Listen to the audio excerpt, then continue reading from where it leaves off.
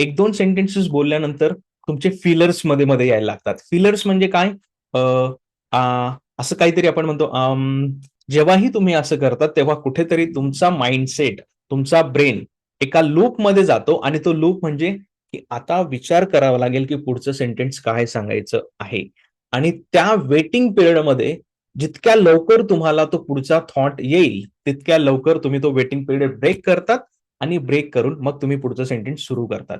हे maximum time कधी होतं? जेव्हा तुमच्याकडे एखाद्या गोष्टीचं नॉलेज नसतं किंवा त्या गोष्टीची इन्फॉर्मेशन नसते, तेव्हाच नेमकं हे होतं. Otherwise it's very simple to communicate. आपल्याला एक गोष्ट समजून घ्यायची, की आपण ज्या इंटेन्शनने कन्व्हर्सेशन स्टार्ट करतो, त्या इंटेन्शननुसार आपला फोकस त्या कन्व्हर्सेशनमध्ये पाहिजे.